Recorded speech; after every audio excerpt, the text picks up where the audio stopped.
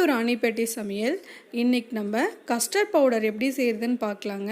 ரொம்ப ஈஸி தாங்க. ஈஸியாக கிடைக்கக்கூடிய பொருள் தான் எல்லாமே. இதே தான் நம்ம கடையில் வாங்குகிற கஸ்டர்ட் பவுடர்லேயும் இருக்கும். ரொம்ப ஈஸியாக எப்படி வீட்டிலேயே கஸ்டர்ட் பவுடர் செய்யலான்னு பார்க்கலாம். இந்த லாக்டவுன் டைமில் இந்த கஸ்டர்ட் பவுடர் கிடைக்கவே மாட்டேங்குது.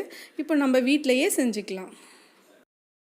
ஃபஸ்ட்டு நான் ஏதாவது ஒரு மெஷர்மெண்ட் கப் எடுத்துக்கிட்டு அது ஃபுல்லாக ஒரு கப் சர்க்கரை எடுத்துக்கோங்க. இதை நல்லா மிக்ஸி ஜாரில் போட்டு நல்லா பவுடர் மாதிரி அரைச்சி எடுத்துக்கோங்க. இப்போ நான் சர்க்கரையை நல்லா பவுடர் பண்ணி எடுத்துட்டேங்க. நல்லா பவுடர் மாதிரி ஆகிடுச்சு. நம்ம சர்க்கரை எந்த கப்பில் எடுத்தோமோ அதே கப்பில் அரை கப் பால் பவுடர் எடுத்திருக்கேன்.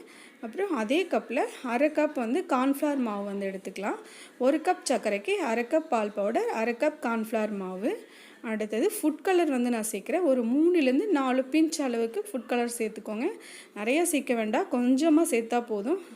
அந்த கஸ்டர்ட் பவுடர் கலருக்காக தான் அதை நம்ம சேர்க்குறோம். அடுத்தது வெண்ணிலா எசன்ஸ் ஒரு அரை டீஸ்பூன் அளவுக்கு சேர்க்குறேன். இப்போது இது எல்லாத்தையும் மறுபடியும் மிக்ஸியில் போட்டு நல்லா அடித்து எடுத்துக்கலாம்.